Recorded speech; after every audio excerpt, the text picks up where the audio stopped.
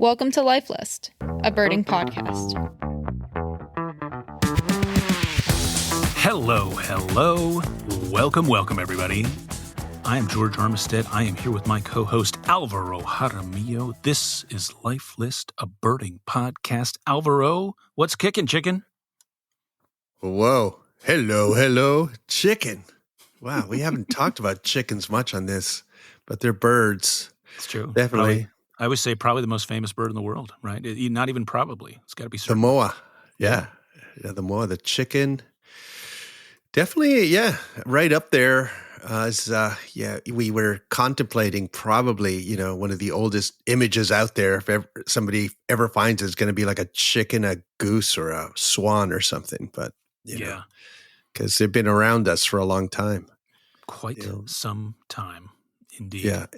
Hey, when you see a real red jungle fowl in the wild, it is pretty sweet, isn't it? Like, it's so odd. Like, it's a duality of like, that's like a fancy chicken. Then you're like, hold on. It's real. It's the real deal. Is a chicken. Yeah. Yeah. It's funny. I remember seeing the first ones I ever saw, like the first real red jungle fowl were in Thailand. And like being in sort of humid, wet lowland forest or maybe foothill forest, I was like, it seemed cooler than the ones like in India for some reason. Like the ones that you see running around the forest of India, it's almost like they almost look like feral chickens, even though they're not. And, I don't know. Interesting. Yeah. Yeah. And then you hear them call them, the males in the forest, and you're like, oh, there's a rooster in the forest, but it's like, yeah, because they live here. Yeah, that's what weird. They do. Yeah, they're being jungle fowl. They're in the jungle. Yeah, that is kind of a fun sort of nature thing to do, is sort of find the creatures that some of our domesticates come from, right? Like we've both seen wolves in the wild, and there's the gray-lag goose. There are a few things though that mallard, of course, that I've never seen the wild version. Like, well, of course, horses and donkeys and stuff like those are harder, but it's neat to see the real deal sometimes, especially like gray-leg goose was when I saw wild ones, like a flock flying around. I don't know if I think I saw them from an airplane when we were like taxiing in at Schiphol Airport in Holland, and I thought, look at all those dang barnyard geese. And I thought, oh, hold on, that's a lifer, Those are legit. Yeah. Those are legit. And what makes them legit is the flocking, the flying, it really is sort of like, wow, you always just sort of think of geese as sort of walking around, right? By a pond, and kind of looking almost like they can't fly. And for all I know, a lot of those barnyard ones probably can't. They're too heavy. But it is cool. This kind of recalls for me like the first guanacos I ever saw. I was like, because like you grow up seeing like alpacas and llamas and stuff around in places here in the U.S. But when I saw a guanaco, I was like, oh, it's like a real wild animal here, Right. Yeah. And vicuña is even kind of more exotic in a way. Exactly. Those are neat. I don't know. Is there a place to see a wild camel, or are they all at this point domesticated? There's the Planet Bactrian. Yeah, Bactrian, or is that the two hump one? Yeah, there's a Planet Earth thing on that where they even showed like how they tried to film these like last of the wild camels or something. But I don't know. I don't know enough about it to speak on it on any kind of authority. Well, that's never stopped us before. This is true. But I do remember they had like one of the coolest things of the first Planet Earth was they had like the how they filmed it kind of thing. And there was one about those camels. And I thought it was pretty, they like dug the thing into the ground and like waited for 3 days or something for these animals to approach where they could finally film them. It's like, it's pretty hardcore. Hardcore.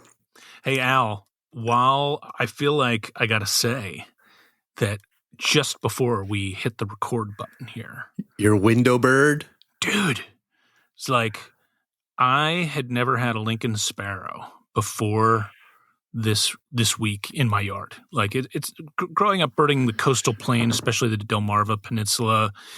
Like they're kind of uncommon migrants, rare winter visitor, and I just feel like on the coast they're not as plentiful as they are on the Piedmont. Our house where we live now is just barely on the Piedmont, and I do see them more here in Philadelphia than I ever used to see them, say, in South Jersey or on the Delmarva Peninsula.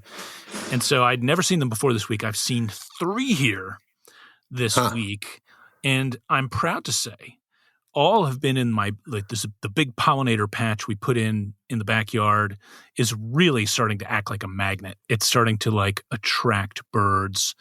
And so while we were just chatting, for the listeners, I literally had a Lincoln sparrow that if I could have reached through my basement window, I could have like scooped up this little Lincoln sparrow and we could have admired each other. But I did not do that, of course. I did get a little phone video. Maybe I'll share that via the socials. But it was amazing. Like be eye to eye with a Lincoln sparrow, like 2 to 3 feet away, is a bird that is, to me, it's like a little mouse of a bird. You know, I think they fly on the radar a lot here because song sparrows are so common that I think they're both overreported by the overeager at times, I think, but also underreported because they can appear as sort of like if you see them poorly, they're much more secretive, let's say, than swamp sparrows or song sparrows. So easy for them to slip through. Yeah, and much more common in the West. Yes, for some reason, way more common out your way. Yeah, yep. Anyway, that was pretty exciting.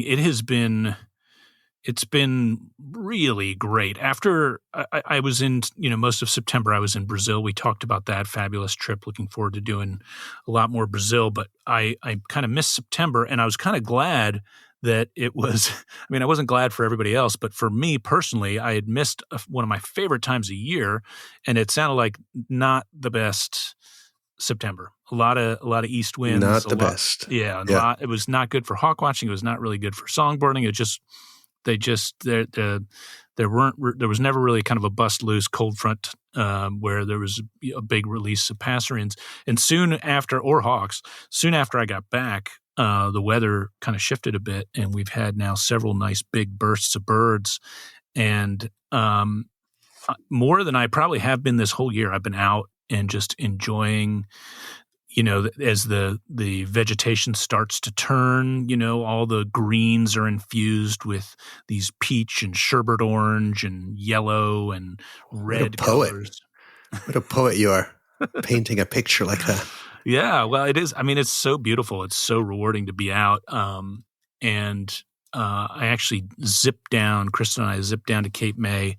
Our friend Bart had a place, and we crashed at his pad there for a night, anticipating a big migration night. It looked as though, the sort of the 3-day forecast on Birdcast, this looked like it was going to be a big night. Everybody else was kind of looking at the weather thinking this could line up to be a really big, the biggest push of the fall thus far. And it didn't really work out that way. It was still a good day. It was like a lot of birds, plenty of birds moving.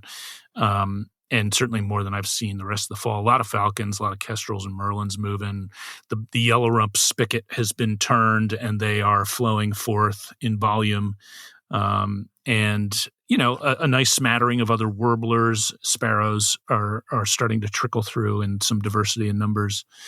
It was not the big outpouring of migrants that we hoped for, but it was still pretty fantastic. And it's just been great general birding. Nothing rare, but Lincoln sparrows, and our dogwood is fruiting, and there's just like every minute of every day there's at least one red-bellied woodpecker in there digging out dogwood fruits.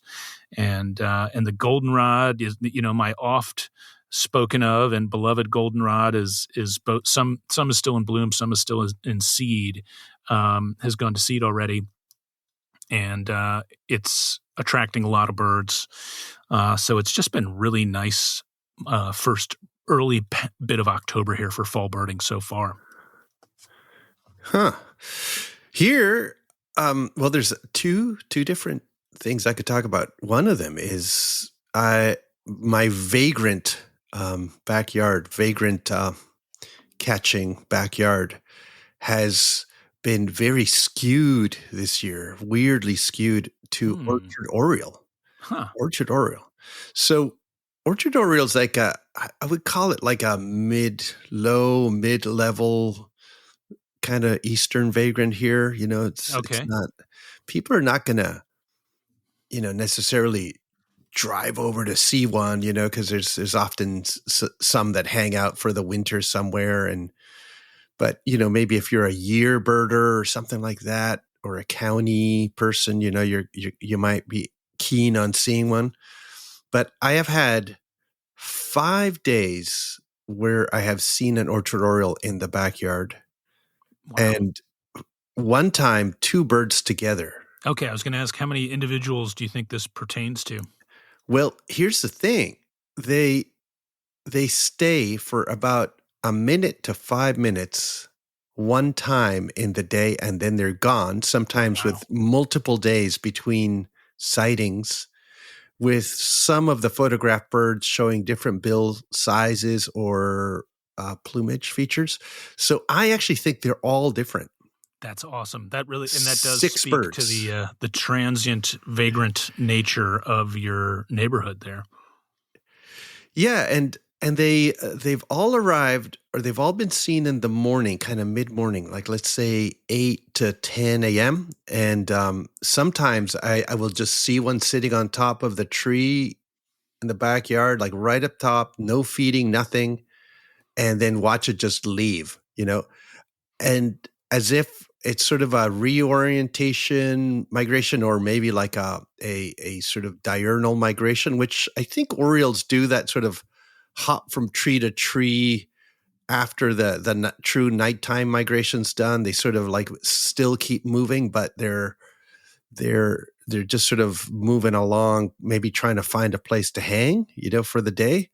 I don't know if you've noticed that sometimes you'll see like Baltimore's or what have you, like just sort of moving, like they're not necessarily flying right overhead, like a kingbird nonstop. They sort of will stop at a next set of trees, and you sort of, I've actually seen Orchard Orioles do this. Orchard, yeah. Yeah. I remember distinctly my father and I doing a big day, kind of my big migration day in September on the Chesapeake Bay in Dorchester County. And we'd noticed this kind of flight of Orchard Orioles. And, at first we just saw, because it was a little bit late for them. They often are gone by September. I think this was like the 10th, or I forget, that, it was a little bit later. And they just started moving through. And before you knew it, like in a space of 15 minutes, we'd seen like, I think it was 20 to 30, just like, kind of moving along this line of trees. Interesting. Yeah. And this kind of situation this year has essentially more than, just sort of doubled almost or just above doubled my entire haul of Orchard Orioles from the previous 20 years. Huh. So I don't know what to say about that, but that's pretty cool. I was thinking this as you're saying this kind of reminds me of something specific to my yard that I've found interesting, that probably will not surprise people that are spending a lot of time looking at migrants and have done so over the past 10 plus years. But if I look at just the sheer numbers of individual warblers that I have seen from my yard here, kind of doing a little morning flight, but also just bits and bobs of birding in the backyard, my most numerous warbler by far is Cape May warbler. And a lot of that is in part to a couple mornings where I hit double digits of Cape Mays, and there are many warblers that go over I'm unable to identify. But I think if you'd ask me offhand what it would be, I would have probably said yellow-rumped warbler, or I don't know, maybe common yellowthroat. But yeah, Cape May warbler is like, in the early going here is by orders of magnitude, the most common bird. And that's a bird I thought of as quite scarce, but they have indeed, enjoyed quite an increase in the past 10 years or so. So Yeah. a lot of those spruce budworm, as we've kind of talked about before. Right, spruce budworm. Well. Yeah. And on the other end of this, sort of that was kind of my backyard vagrants, but migration has it's sort of like I've been watching the birdcast here, and I had never really looked at it much before. And one of the things that was interesting is like there was a day when it just really looked like there was a lot going on. And I looked at birdcast, and sure enough, there had been a ton of movement overnight. And then we got this high pressure system, and it was, we were getting really like record warm days here. And everything just sort of didn't just like slow. It just stopped. Like the migration was basically like nothing for about 5-6 days. And it just started to pick up again. And I thought, so no, like very low wind nights, right? No rain, nothing. And I thought, birds, low wind, Western birds, they probably, who cares? They would just sort of move, but they weren't. Like they were just not moving. And to me, that was really interesting to sort of see that on the radar, and also kind of feel it in the birding, or just even the backyard, where it just sort of like, okay, nothing going on. And then suddenly, a couple of days ago, it sort of started switching, and then suddenly like pipits flying over and kind of things sort of moving through. Yet I've always sort of thought of the Western migration as being really quite different than the Eastern one. But I'm wondering if it's, the real difference is how long it is and how it's not really, concentrated. But in many other aspects, it might be more similar than that I expected, because I always think of no weather happening here in the fall. But there is wind direction and wind speed, and that just sort of seems to be, we don't have fronts, that kind of thing, for the most part at this time of year. And I think I'm going to have to use birdcast as a tool more to understand the migration a little bit more than I have, because it's not so obvious sometimes here. Like when things are happening, when they're not, you'll see, new things show up. Like I have golden crown sparrows now, in the backyard. Sort of they've arrived. Gambel's white crowns have started arriving, and the Puget Sound white crowns have started arriving. You see that kind of stuff, but the actual pulse, it's harder to read sometimes. Except there was a big one the other day that I kind of missed, that I could feel, like, kind of really, it's like that was a day. And then it was like still a big peak, like the biggest peak day. It was like sort of end of September. And I thought, wow, interesting. The birdcast is allowing me see things that I hadn't seen before, just because I'm paying attention every day to what's going on. Kind of cool. Yeah. I understand there's been a couple broad-winged hawks knocking around in California that folks have been going and seeing and chasing, which came up. One of our friends from out your way, Carrie Miller, mentioned that she'd come east hoping to see some broad-winged hawk migration kind of at peak time, and the weather just has not been good for that. But she got home and there were a couple there, so that was lucky. I've seen a few this year migrating. Even one in the county, which is actually pretty hard to see. If you go to Hawk Hill, up in Marin County on the sort of north side of Golden Gate, that is a beautiful birding spot. Like you just overlook the city and the Golden Gate Bridge and the boats, and you can see the Farallon Islands when it's just amazing. And then when it's hot for hawks, it's actually pretty good, and it's sort of our best place to see broadwings as a migrant in the fall. And I went there the other day, thinking it was going to be a good migration. It was not so good for hawks, but it was amazing for swifts and swallows. Oh, wow. Black swifts, like maybe 10 of them flying over. Oh, man. With Vox's swift, and then lots and lots, like, I don't know, hundreds of white-throated swifts flying through. So Birds I do not get to see very much. Black swift, man, they are a tricky bird in much of the continent. And that was actually, I didn't even hope to see black swift. So when the hawk watching wasn't that good and we saw black swift, I was like, that was made the day. That's the best hawk I could have seen. Yeah. the non-hawk. You were pointing out, Al, on one of your posts about swifts and swallows, how they have kind of right at where the shaft of the feather is, these little kind of points sticking out in their secondaries, which I've seen. The secondaries. Seen a million times. Like if one was to show you just a picture of secondaries, you could narrow it down to those two based on that character. But probably. But you were saying they must have some function, right? Right. And I do, in sort of all the answers that came out, there was a thought that perhaps it helps with maneuvering, being able to sort of in high speed maneuver and maintain sort of a lift, etc. Like, sort of draw. Maybe it reduces draw or drag. Drag, yeah.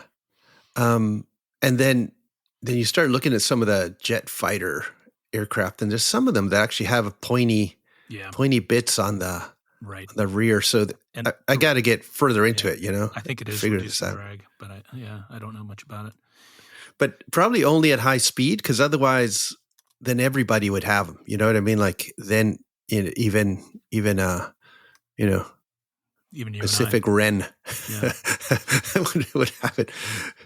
I guess, reducing drag is not all that key for a winter wren or a Pacific wren, but on average, it is for most birds. I mean, if you're flying, you don't want to be inefficient. So, right. So that's the thing. Is like, why them? Why not others? And apparently falcons have them. I was going to say maybe some or maybe the tertials almost function that way for some other birds. I don't know. Interesting to think about. Interesting. It looked like a hell of a view from that spot. I did see your image of that, just the view. Or I don't know if it's you or somebody from up there. It looked like a beautiful place to just spend a day on a nice provided the weather was decent, which it usually is there. I made it to the Cape May Hawk Watch while I was down there, which was cool. And got to spend some time seeing the falcons whiz by. But probably one of the more interesting things we saw there was just before dusk, spotted this American bittern kind of, inching its way out of the reeds and into the open. And watched, all of a sudden, Kristen was like, it just got something. It's got a prey item. And, we looked over and got it in the scope, and it had caught what initially I thought was like, Christ, is this going to be like a black rail? But then upon further inspection, photos showed that it had caught a swamp sparrow. Because it wasn't super close. It was out there a little ways. But it was pretty cool. There's not much literature actually on bitterns in particular,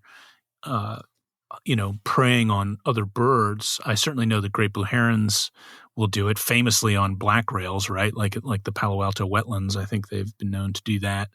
But I since heard about an American bittern here in Philly, I think, that took a red-winged blackbird that a friend of mine saw. But that was pretty cool sighting. Yeah. It sort of brings up a point, too, that some of these marsh birds that we're often keen on seeing, like rails as well, like Virginia rails, clappers, and so forth, are real nest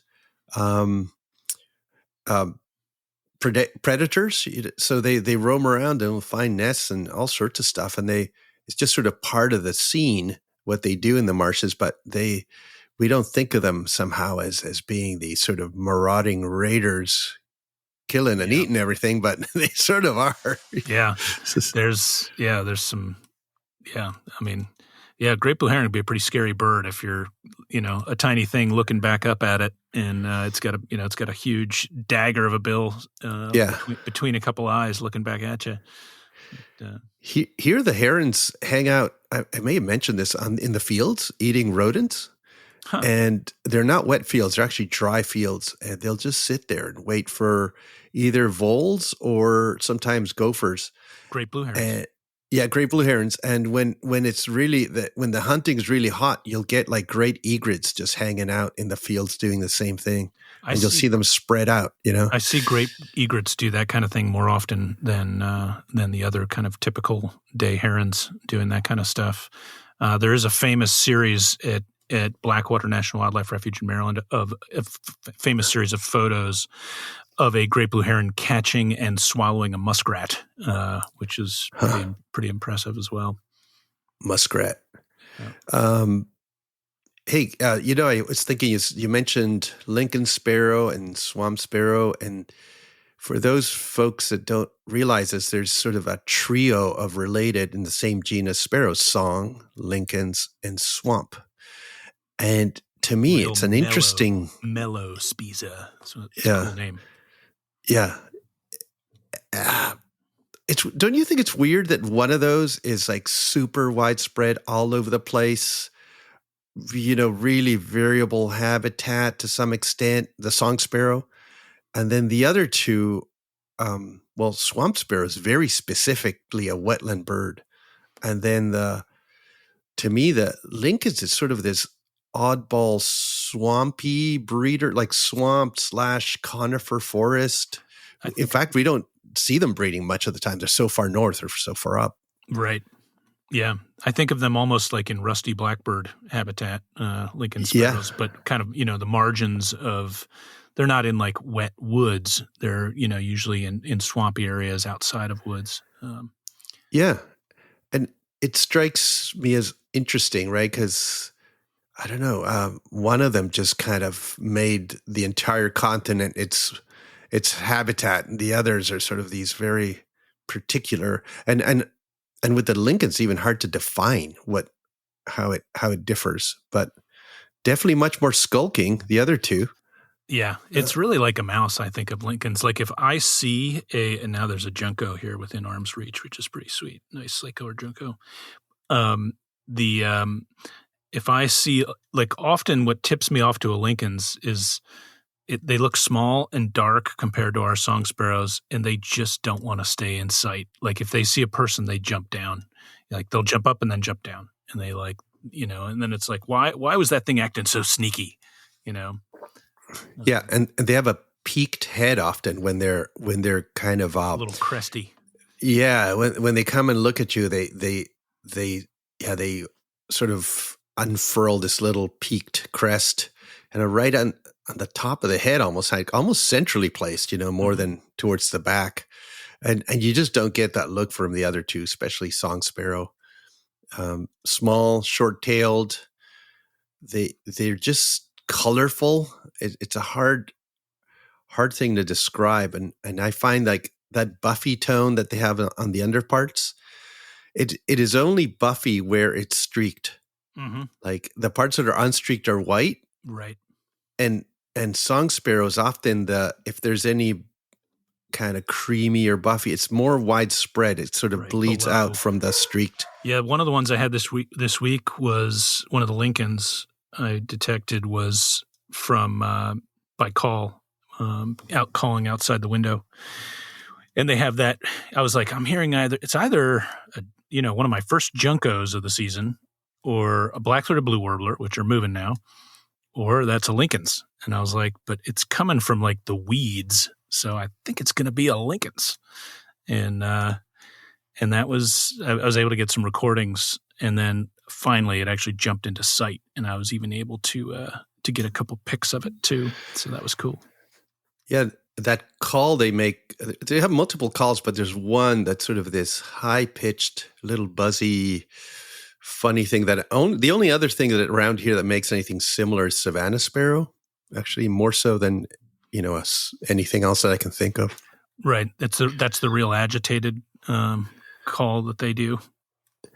Yeah, yeah. It's sort of the giveaway call for me, like the one that it's like, aha, Lincolns. Interesting. Sparrows. Yeah, we're like me too. I've got the sparrows kind of rolling in, and winter is a good time for me for sparrows. That's when they all kind of hang out here, and they're starting. And today I saw my first hermit thrush of the season in the Oh, backyard, nice. and they kind of like go through, and maybe in the winter you'll have one hanging around somewhere for a week, but they don't seem to be stable like a lot of wintering birds are. And I guess it makes sense since they're probably eating a lot of berries. So whenever the berry crop finishes, they move on to a new place. So some wintering birds are so, they've got that place that they're in, and they're there for the entire winter, and you kind of reliably see them again and again. And others are sort of, if move in and out. Yeah. Hey, speaking of migration spots, Al, have you ever been to any of these mountain passes in out west, or do you have one of those sites near you where people are starting to detect big flights of songbirds? Like the famous one is Bear Divide down in kind of Southern California, right? But there are several of these places now popping up, and I've just heard about one now. Shawneen Finnegan was telling me they've got a spot in Washington State where they're starting to detect good numbers of birds migrating, kind of morning flight situations. Yeah. No, what we had this spring, I think I talked about it, was an offshore, I mean, winds towards the shore, so onshore, no, offshore winds, yeah, offshore winds that that hit right at morning migration and kind of corralled all the birds to these places either in the city or along ridges. So we went up to a ridge and just saw hundreds and hundreds of Lazuli buntings Oh, and wow. other birds moving through. A few, warblers and I don't know if I have it, seen 100 Lazuli buntings in my life. yeah, a lot of western tanagers and stuff were going through, and that was pretty neat, and it was unusual, but I wonder if we are only now kind of getting a sense for when this happens, and now we'll be able to sort of go and see this a little bit more often, sort of when the conditions arrive. It's in San Francisco, they've sort of pioneered this, offshore wind migration situation, but it's only been, about a decade, maybe even less, that people have like spent time just sitting there watching, and I think that it's a new thing. It's sort of all of this is kind of new. The Bear Divide is probably only about 10 years, right? Right. Even That's my understanding, perhaps even a little bit less. yeah, and I don't quite understand some of it, exactly why these birds are moving through kind of that morning hours.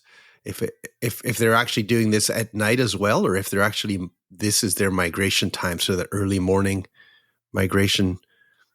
But I don't understand it. I don't know enough about it to speak about it. But here I am. Yeah. Speaking of night birds, well, I didn't get to do it. We were wrapped up doing other stuff and basically too tired. But some of the Cape May folks did go out and do some thermaling at night on the night that we thought was going to be a big migration night, and they did have some birds, not high volume. But they had a ruddy duck actually, which is pretty Huh. cool because you basically never see ruddy ducks in flight, and that one of the few I remember seeing in flight actually was, I think it was the first one they'd had doing thermaling at night. I remember Tom Johnson was out of his mind. His head was just like, it's a ruddy duck, he was crazy. And but they also had just a couple nights ago a yellow rail that they were able to pick up in the thermal spotlight, and I think they even got a few pics of. So Wow. pretty amazing. Yeah, I remember being in a like lake watch and in Hamilton, Ontario, waiting for Jaegers and stuff to go through. Classic. Everybody's all lined up with their scopes. A good weather day, and there's all this, stuff going through, and somebody goes, "What the hell is that thing?" And this thing is sort of out there, not that close, and then it comes closer and closer, and we're like, is it a rail? Is it as it gets closer, it's like, it's a ruddy duck, and we all kind of looked at each other thinking like, I don't think any of us have ever seen a ruddy duck fly that long, and it was really close to the water. Uh-huh. And they're actually pretty fast. Yeah, like, they can hum, man. Yeah. It was like this big ball, like a football. I mean, almost like an alcid, almost. Like it was just crazy, and it's interesting to contemplate how many birds you see flying, and those that never fly in the day. Well, that's one of them, and grebes also. I remember seeing a flyby pied-billed grebe, and you're thinking like, again, like, what is that thing? They are awkward in flight. Yeah. It's so odd to me that the grebes just don't. They're not at all like loons. Nothing like them. And we often think of them kind of loons and grebes, but it's like, nope, right, not even remotely similar. No, loons are highly migratory, easy to see moving, really strong flyers, the whole deal. And then grebes are like these awkward things in flight, only tend to fly at night, and big old crazy legs sticking out. Yeah, they are not graceful. Those, I have a pet theory, which is perhaps, not revolutionary, but there's been the last couple years these big incursions, not as much this year, but certainly last year and even the year before, of limpkin. And given all the like stationary counts and stuff, not as much in the summer, but even still, you'd think somebody at some point would photograph one, like, flying by. Yeah. And it hasn't happened to my knowledge. And I think that they just must move exclusively at night. But I have no proof of that, and I'm happy to be proven wrong. I'm just curious more than anything. Yeah. They're definitely active at night if you go to the neotropics and you're in a place, you hear them at night calling. And and to me, that they fly funny like a crane. I always think of them as upside down birds. Like they have to slow down with their flaps. Yeah. The opposite of the average bird, which sort of the power stroke is the downstroke. It seems like the power stroke is the upstroke. Yep. And so they look like they're flying upside down. And once you sort of mention that to people, they're like, oh yeah, look at that. It kind of makes sense to them, like what they're seeing. And cranes are like that too, which they're related to, sort of gruids. Yep. Hey, switching to kind of a little quick topic that I wasn't there, but I saw this note from several folks at the AOS meeting, American Ornithological Society, just happened. And the plenary talk was by Christian Cooper, essentially about the bird names changing, the birds named for people. And I gather he did a fantastic job balancing sort of some of the different opinions and also poking holes at some of the critiques of this entire process, and had the whole crowd there. Apparently, I was told like about 800, several hundred people. I want to say 800 for some reason. I don't know where that comes from, but gave him this standing ovation.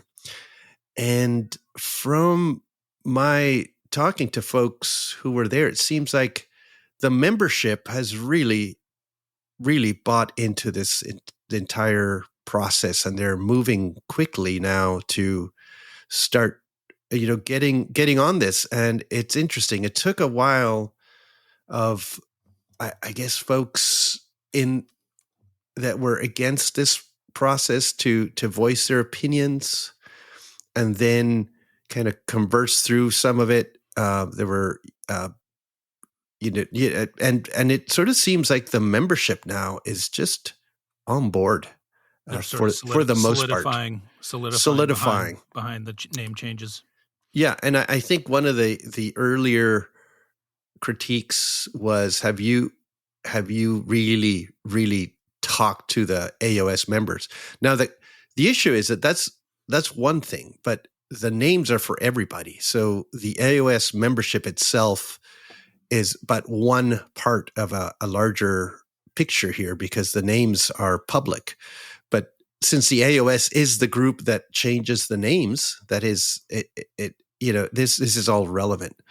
But I would love to see this talk. I hope somebody filmed it or it's out there, and if we find it, we'll give folks a link. But as somebody who went through this whole process in the ad hoc committee and how difficult it was in the end, once some of the critiques were coming through and some of them were quite personal, it really is nice. It feels nice to sort of see this sort of I don't know, shift or just I don't know what you want to call it, or just like saying, yep, this is what we're doing, Yeah. no concerns, let's move ahead. Yeah.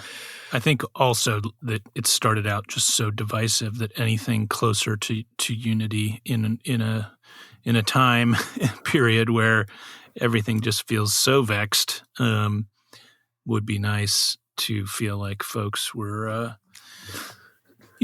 coming to a solution that hopefully most folks are happy with. I know there's a lot of folks that still kind of are championing the case by case approach. I'm hoping we can link in the notes that there is a good piece written by Steve Hampton on his blog called "The Trials of John P. McCown: Why the Case by Case Approach is Already Dead," and he posted that back in February of this year. Still very much pertinent and worth reading. I read this when it first came out. I'm not fresh on it now, but it's been kind of making the rounds again since since Christian's most recent address, and it's worth a read, I think, regardless of what your position might be. So we'll share that in the show notes. Yeah, it's pretty. We'll see what the next steps are, and we'll let people know as we learn about how the process is going to play out in the next few years with the I guess first 6 birds that they've chosen to change, and how that trial process will work. Yeah. Anyway, cool. Yeah, it is. That is cool. Christian's an eloquent, powerful speaker. Got to see him earlier this year. So lucky for those folks that got to see him. Hopefully there's a link maybe someplace that we can see that talk for ourselves even after the fact. Yeah. Yeah. I want to thank that crazy Karen lady that that was going to call the cops on him, because she gave us Christian Cooper. As a community, he sort of stepped up and said, well, hold on a second here. What the heck is going on? And he became, rightfully so, one of the leaders, thinkers, and important people in the birding community. So thanks, crazy Karen lady. I don't even remember your name, and I don't care. But yeah, I do remember her last name was Cooper, because remember there was some confusion at the time. They're like, wow, both of them are named Cooper, which is kind of just a funny coincidence. No relation. Yeah, exactly. Certainly not. But no, we're lucky to have Christian in the community, and a unique and valuable perspective, to say the least. Speaking of which, I've got a Townsend's warbler out in the backyard, that's one of the 6 that I think is going to be in the first round. Oh yeah, of changes. Yeah.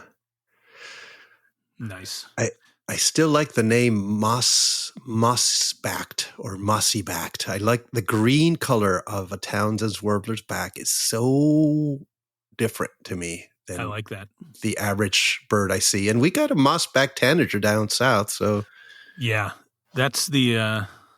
I would go. I would campaign just because I like unique names. yeah, I would go for moss mantled wort. moss mantled. Yeah. Yeah. Yeah. Oh, I got one for you. So the flesh-footed shearwater is one that is a non-bird, not a bird, not named for a person, but it's been highlighted as one of these names that is Needs to be problematic. changed, right? Carnaeus, Needs to be changed. Right? Yeah. Yeah, Carnapus, right? Yeah. Yeah, and one paper that's come out of the Australia New Zealand sector that independently said this name needs to be changed, suggested that it should be called sable shearwater. And I was like, I like it and I kind of don't like it, and I like it. Sable is this blackish brown, very dark brown. Oh, I do Name like for it now. Yeah. Name for the mammal, the sable, which I guess is beautiful antelope. Beautiful, if that's is the it? one you're thinking of. No, that's a sable antelope, but there is a sable is a weasel. Oh, right. And it's like mink. It has a specific color that was used. Like there was ermine, sable, mink. It's the same thing as a marten. Yeah. Okay. It's it's a dark brown kind of animal when they use it for the fur trade, I guess. So that's where I think the name comes from. I feel like sable is used more in Eurasia and perhaps Australasia than right. Whereas here we call, in the New World, we call them martens more, but I'm not sure if that's accurate or not. Yeah. I like the fact that the name it's actually a good name when you know what it means. I like the fact that there's a story you sort of people have to learn. But then on the other hand, I think most people go, sable, what the heck is that? And it may not resonate because they don't know what it means. Once you do know, it kind of, I like the name chocolate shearwater. Like, oh yeah. Chocolate, not even chocolate colored, just kind of like the carbonated searfinch. Like carbonated is such an odd name, and it rings. And there is a chocolate vented tyrant, so why not chocolate shearwater? Yeah. It says the same thing, but it's a little bit more to the point. Except that sable shearwater has the alliteration, which I would say trumps, if you'll put the expression, the chocolate shearwater. Chocolate shearwater is very evocative, I will say, and I would not stand in the way of that, and I shall not, Alvaro. But sable shearwater, I think, has a certain romance. And also, I like these names that pose a question to people. Yeah. That make you be like, what does that mean? And then in the process, you've learned something new. From what I'm seeing here, sable originates from the Slavic languages and entered the Western European language through the medieval fur trade. I think that was kind of what you were driving at. Yeah, it might be a better name, like you say. That's where I kind of talking through it. I like it, and then SASH, sash, the sash, yeah, the 4-letter code versus chish, CHSH, chish. That's no good. When you were talking about orchard sachet, it's sashayed on Shantae. It's sashayed on in. Yeah. And speaking of which, we've seen three of them in the last 4 pelagics. So not a easy bird often, the sable / flesh-footed shearwater. I've only seen in New Zealand. I need it for my ABA area. ABA, for your ABA list. Yeah. Yeah.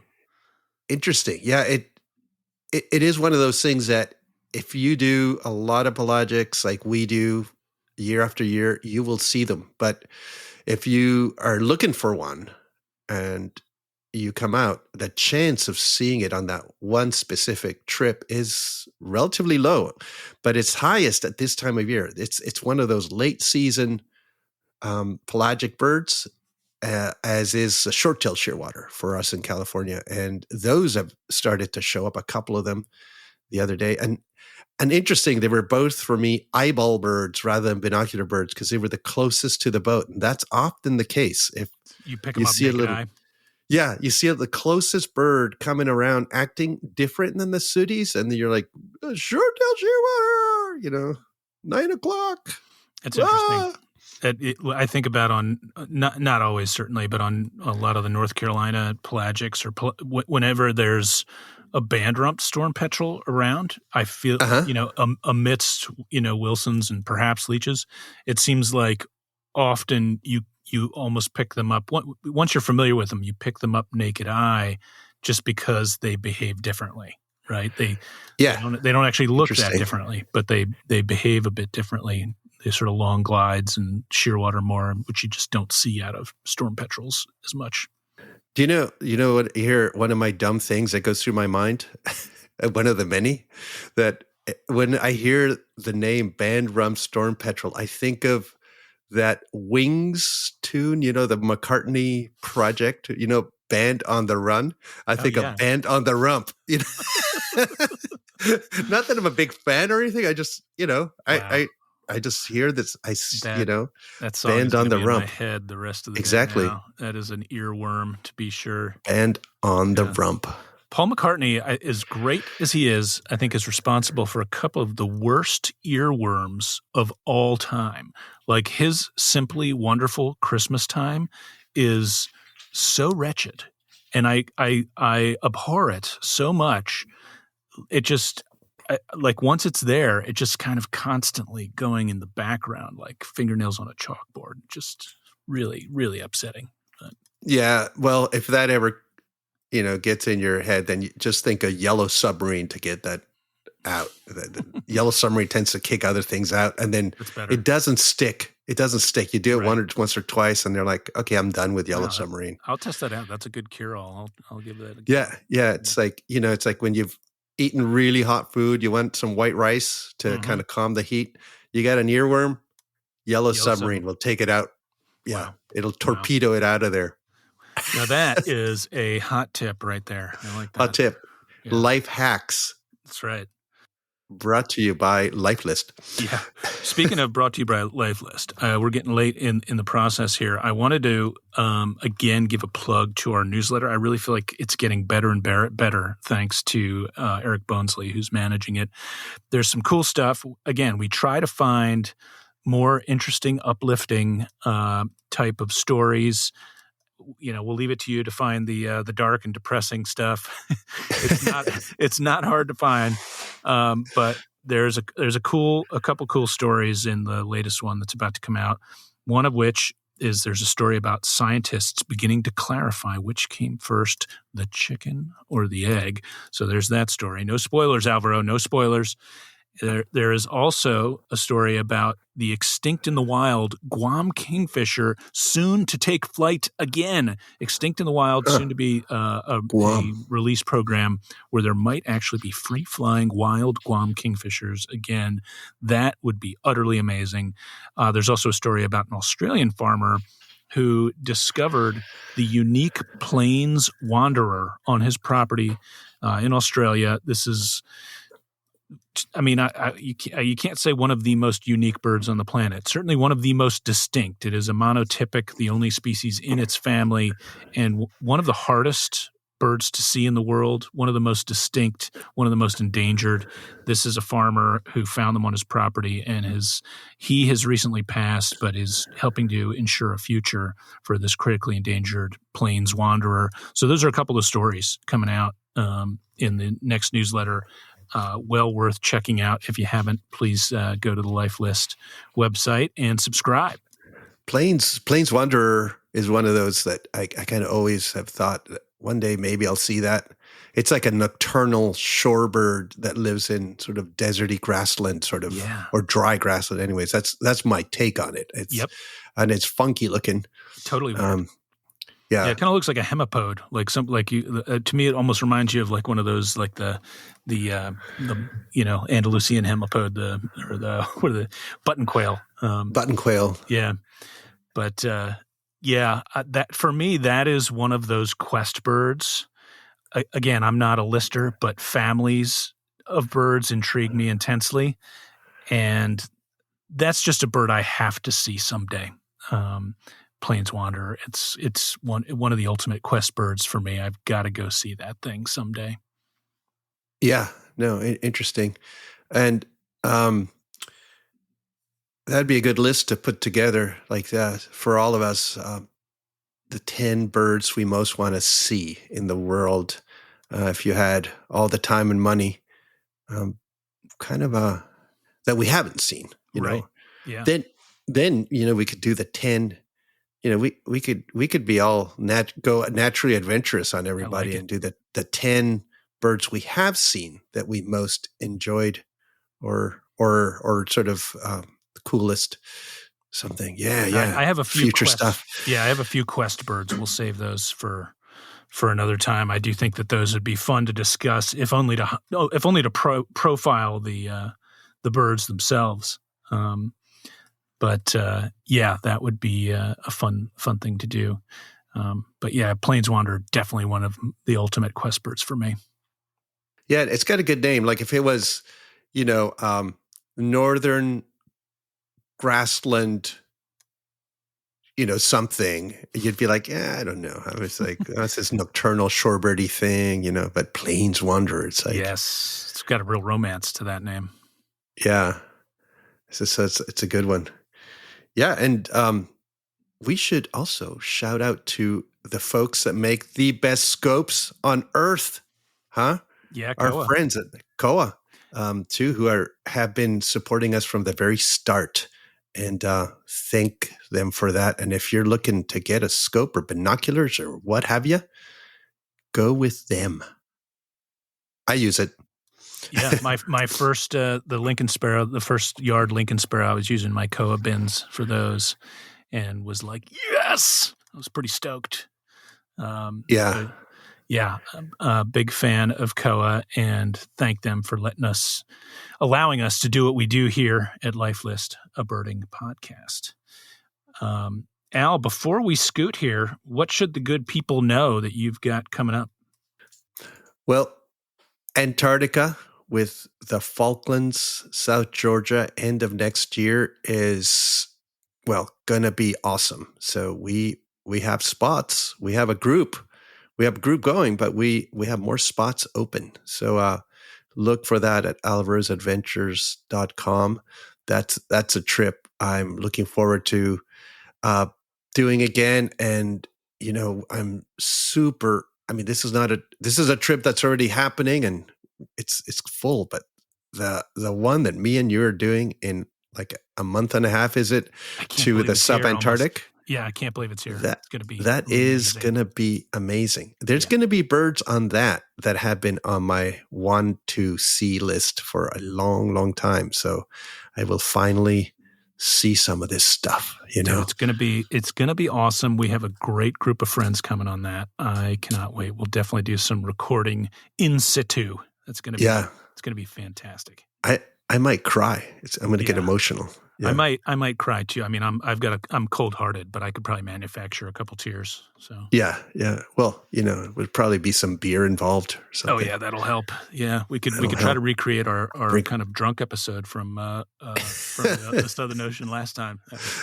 Yeah, that's one people should link back to in sort of the classics. That was when we were doing the Antarctica trip. So we'd had a good day and we were celebrating. Okay, we're sorry, not sorry. We were so excited. It sounded like a bunch of kids. We really did. It was kind of absurd. Yeah, I would also encourage folks to check out the Hillstar Nature site. The homepage right now showing a couple trips we have. We just added Adak. We're going to try going to Adak for the first time. Halfway out the Aleutian chain there. We're heading out there. Adak. Yeah, trying to basically kind of a jackpot birding. Check out a really remote part of the United States that few people really ever go to. Hope to connect with some vagrants, but for sure. And also just hope to see the place and check it out. That's a small group. That'll be me plus 5 folks. Check that out. We have one spot left on next year's Mongolia trip to seek rare cats and migrant shorebirds. That is in August of next year with Adam Wallane. One spot left. Check that out. We have Darien, Panama's Wild East with Panama. If you're looking for, with Holly Merker in Panama, if you're looking for a short getaway, that's like a 5-day trip in Panama coming up in March. So those are a few things to check out on the Hillstar Nature site. Now I got that song in my mind, Panama. That's a good one. That's a classic Van Halen. So I gotta get the Yellow Submarine going. Hold on. Deploy Yellow Submarine. For sure. Well, Al, you have a good one. Thanks, everybody, for listening. We will be back again soon. Take care, everybody. Bye-bye.